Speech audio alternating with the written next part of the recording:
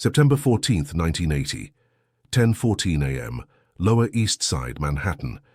The air in Little Italy smells of roasted espresso, diesel exhaust, and something heavier, the scent of unspoken rules. John Gotti stands outside the Ravenite Social Club. He's wearing a $2,000 bespoke suit, his silver hair perfectly coiffed, a Churchill cigar resting between his fingers. He is the sun around which the Gambino galaxy rotates. Sound of a heavy truck braking, a hiss of hydraulics. Frank Russo, a city security inspector with a clipboard and a bad attitude, is having a terrible Tuesday. He's behind schedule, the humidity is ruining his shirt, and there's a group of well-dressed men blocking the sidewalk near a renovation site he's supposed to clear. Frank doesn't see the dapper Don. He sees an obstacle. "Hey, move it. Clear the way. I've got a job to do here," Frank barks, stepping forward. Gotti doesn't move. He doesn't even look. He just continues his conversation with Angelo Ruggiero. Frank, losing his patience, reaches out. He places a hand on Gotti's shoulder and gives a firm, aggressive shove. Sound of silk tearing slightly, the scrape of leather shoes on grit. The silence that follows is deafening. The ambient noise of New York, the sirens, the honking, the shouting, seems to vanish. Gotti slowly turns his head. His eyes are cold, dark pools of predatory intent. He looks at the hand on his shoulder, then up at Frank's sweaty face.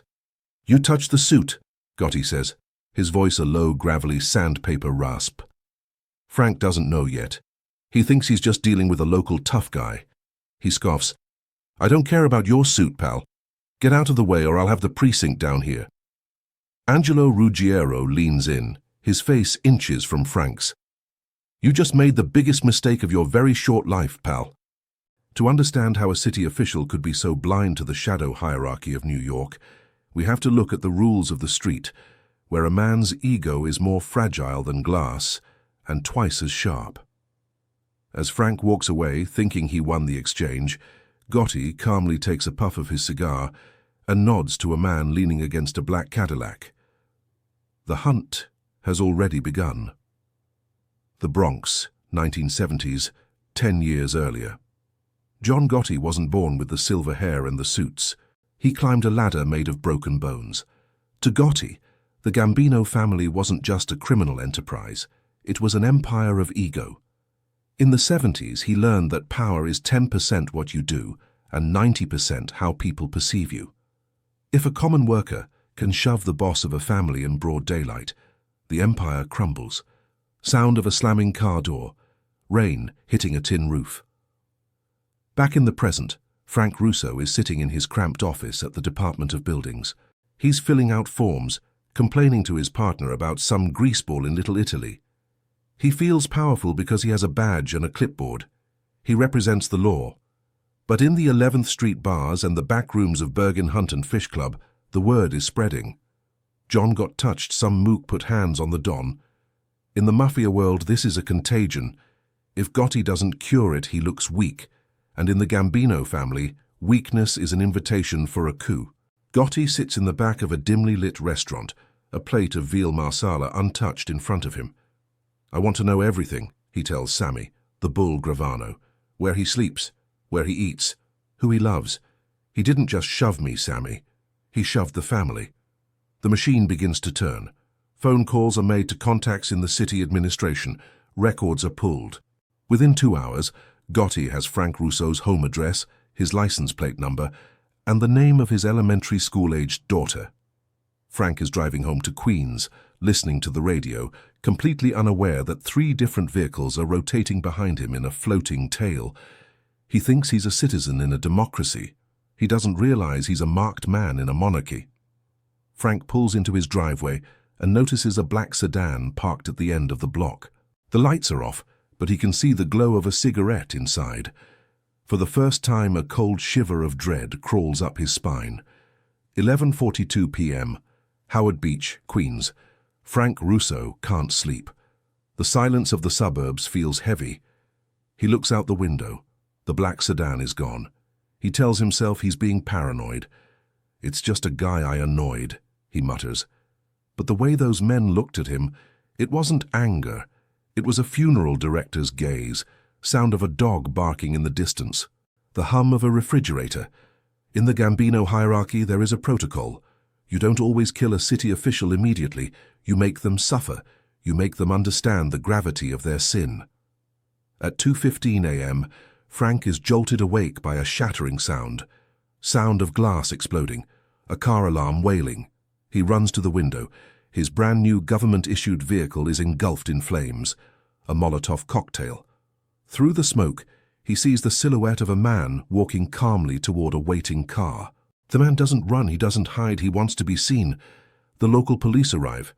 They ask Frank if he has any enemies. Frank hesitates. He thinks of the man in the suit, but he's afraid. If he tells the cops it was Gotti, he's a rat.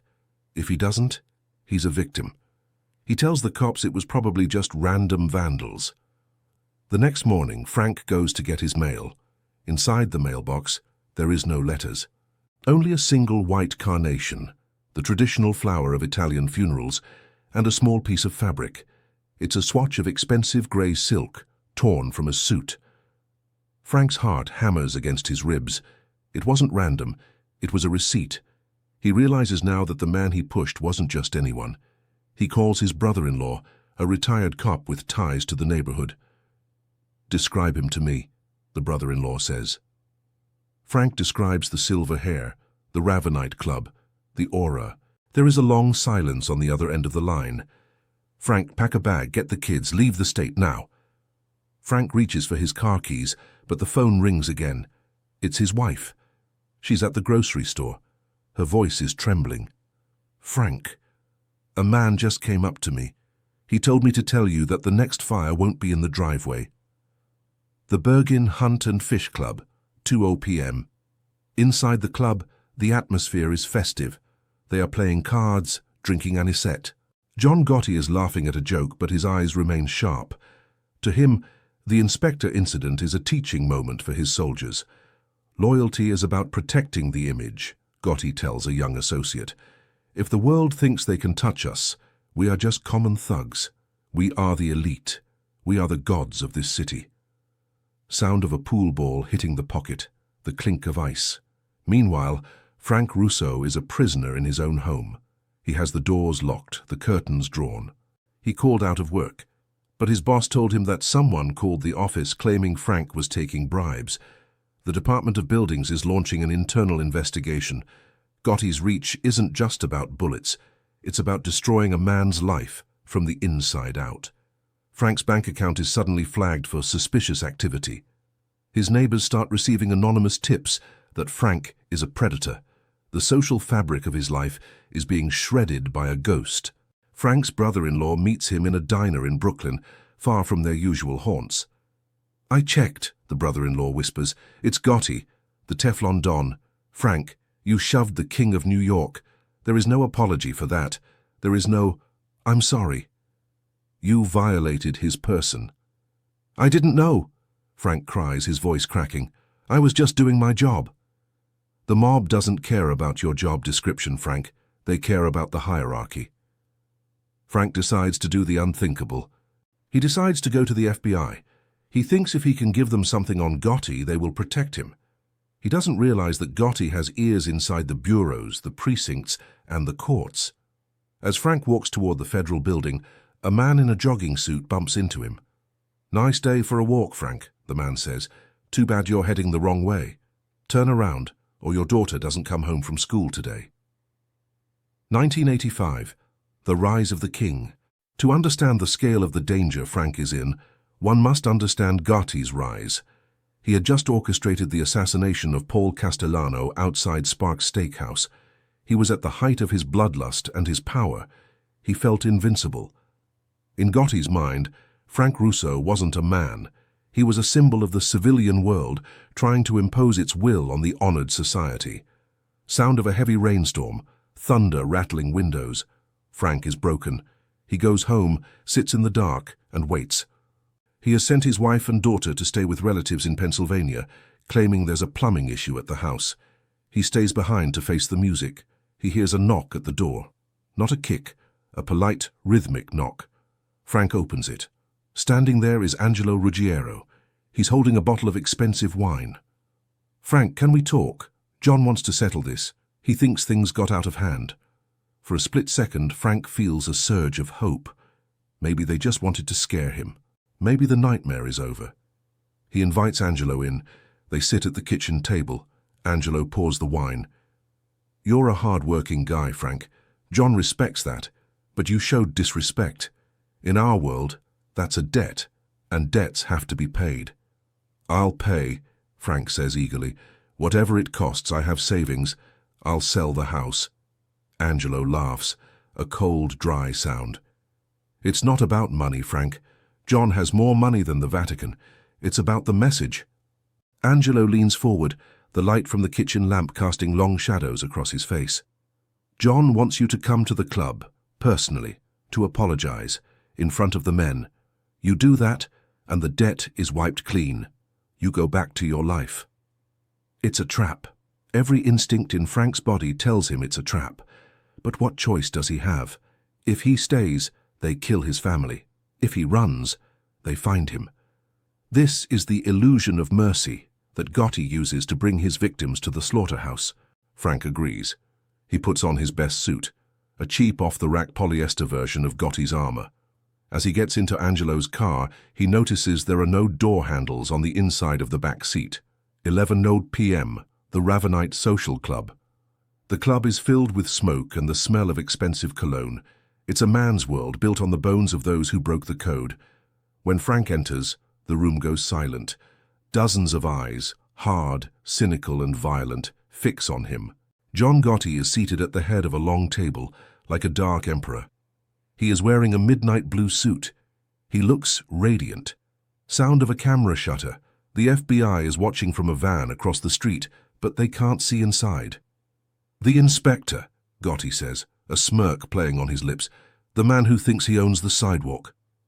Frank's legs feel like lead. He walks to the table. "Mr. Gotti, I'm here to apologize. I didn't know who you were.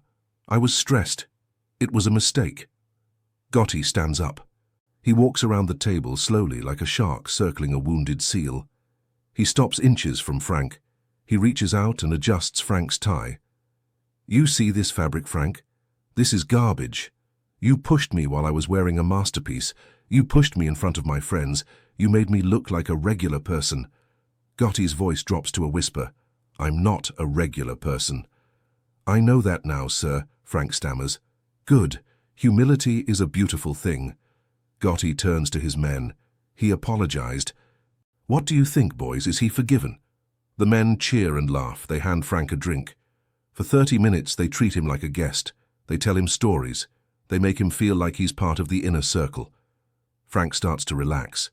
He thinks he's survived the unsurvivable, but Gotti's mercy is always a prelude to a punchline. "Frank, you're a good sport," Gotti says, patting him on the back. "Go home. Kiss your wife. We're done here." Frank walks out of the club, breathing the cool night air. He feels like he's been reborn. He starts walking toward his car, but he realizes the street is strangely empty. Not a single pedestrian, not a single cab, just one van with its sliding door slightly ajar. 11:55 p.m., Mulberry Street. Frank reaches his car. He inserts the key into the lock. Sound of a sliding door screeching open. Rapid footsteps on pavement. Before he can turn the key, 3 men are on him. They don't use guns. Guns allowed. They use a garrote, a thin piano wire with wooden handles. It's a tool designed for silence and agony. Frank struggles, but these are professionals. They've done this 100 times. They pull him into the back of the van. Inside the van, it's pitch black. Frank is gasping for air, his hands clawing at the wire around his throat. He sees a face in the shadows. It's the man from the jogging suit. "John says thanks for the apology," the man whispers, but the suit still has a wrinkle. This is the reality of the mob. There is no honor. There is only the preservation of the brand. Frank Russo was a civilian, which in Gotti's world meant he was subhuman. His life was worth less than the cost of dry cleaning a Gambino suit. The van drives toward the docks. New York is a city of water, and water hides many secrets. Thousands of tons of concrete are poured every day in this city. It's easy to make a man disappear if you own the construction companies. As the van bounces over the potholes of the West Side Highway, Frank's consciousness begins to fade. He thinks of his daughter's birthday next week. He thinks of the clipboard he left on his desk. He realizes his entire existence is being erased because of a 3-second interaction on a Tuesday morning. The van stops. The doors open to the sound of lapping waves. One of the men checks Frank's pulse. He's still breathing. John said he wanted him to see the end. 2:30 a.m., a construction site, Staten Island. In the true crime history of the Gambino family, the disappearing act was their specialty. Under Gotti, the disposal was an art form. Sound of a cement mixer rotating, a low rhythmic grinding. Frank is semi-conscious, slumped on the dirt. He sees the skeletal frame of a new bridge or a luxury apartment complex, the very things he used to inspect. The irony is bitter. A man in a hard hat, who is on the Gambino payroll, signals to the van. They don't talk. Words are evidence. They simply move with the efficiency of a pit crew. "Wait," Frank wheezes. "Please, I have money." The man with the garrote doesn't even look at him. "It's not about the money, Frank.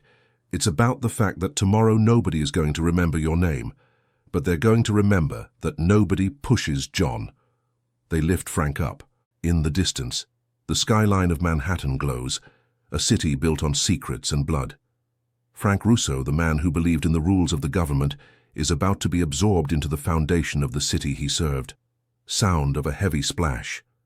Then, the wet, heavy thud of pouring concrete. The security inspector is gone. No body. No crime. Just a missing person report that will eventually be filed away in a dusty cabinet. Back at the Ravenite, Gotti is finishing his cigar. He's already forgotten Frank's name. He's thinking about the next move against the Lucchese family. To him, Frank wasn't a tragedy. He was a chore, a piece of trash that needed to be swept off the porch. 2 weeks later, Frank's wife is at the police station. The detective looks at her with a mix of pity and fear. "Ma'am, your husband's car was found at the airport. He probably just ran off." It happens. But as she leaves, she sees a man in a suit across the street watching her. He's wearing a silver pinky ring that glints in the sun. 1992, the fall of the king. Years pass. The legend of the inspector who pushed Gotti becomes a ghost story in the Department of Buildings. It's a warning passed down from veteran inspectors to rookies. Watch who you push. You never know who's wearing the suit. Gotti's arrogance, the very thing that demanded Frank's life, becomes his undoing. His need to be seen, to be the dapper Don, draws the full weight of the FBI. Sound of a courtroom gavel, the murmur of a crowd. Sammy the Bull Gravano, Gotti's most trusted hitman, is on the stand. He's breaking the omerta. He's telling the world about the bodies. He's telling them about the men who were killed for nothing more than a bruised ego. The prosecution shows photos of Gotti's expensive suits. They talk about his vanity. The jury sees a man who thought he was a god. Gotti sits in the courtroom, still smirking, still wearing his $3,000 suits. But the air is different now. The fear is gone. The city is moving on. He thought he was New York, the prosecutor says, but he was just a bully with a tailor. The tragedy of Frank Russo is finally brought to light, though his body is never found. He becomes a footnote in the trial of the century, a symbol of the collateral damage of the mafia's golden age. Gotti is sentenced to life without parole. The king is toppled, but for the Russo family, there is no victory. Only a hole in their lives where a father used to be. In his prison cell at Marion, Gotti is allowed one suit for his photos. He looks into the camera, still defiant, but behind him, the grey walls of the prison are the only thing left of his empire. The question remains, was one shove worth a lifetime in a cage? Today, Little Italy is more of a tourist trap than a mafia stronghold. The Ravenite is a boutique. The men in suits are gone, replaced by influencers and tourists taking selfies. Sound of a distant siren, the bustle of a modern city. But if you talk to the old-timers sitting on the benches in Columbus Park, they still remember. They talk about the dapper Don. They talk about the night the security inspector made the mistake of his life. The moral of the story isn't about the power of the mafia. It's about the fragility of the human ego. John Gotti spent millions of dollars and ended dozens of lives just to prove he couldn't be touched. In the end, he was touched by the law, by cancer, and by time. The three things no Don can shove out of the way. Frank Russo's story is a docudrama of the American dream gone wrong. He was a man doing his job, caught in the gears of a secret war. His crime was not knowing the hierarchy. In a city like New York, ignorance isn't an excuse, it's a liability. The concrete of Staten Island still holds its secrets. Somewhere under the feet of thousands of people who walk to work every day lies the man who pushed the king. He is part of the city now, a silent witness to the era of the Teflon Don. As the sun sets over the Manhattan skyline, the lights flicker on. The city looks beautiful, polished and safe, but beneath the surface the rules are still there. Respect is still the currency, and the ghosts of the past still whisper their warnings. John Gotti died in prison in 2002, but his name lives on as a symbol of both power and ultimate vanity. Frank Russo remains a missing person to this day. What would you have done if you were in Frank's shoes that morning? Would you have stayed to apologize, or would you have disappeared before they could find you? Leave a comment below. If you enjoyed this dive into the dark history of the Gambino family, hit the like button and subscribe. We have more stories from the concrete jungle coming your way. This was the Inspector's Fatal Mistake. Thanks for watching.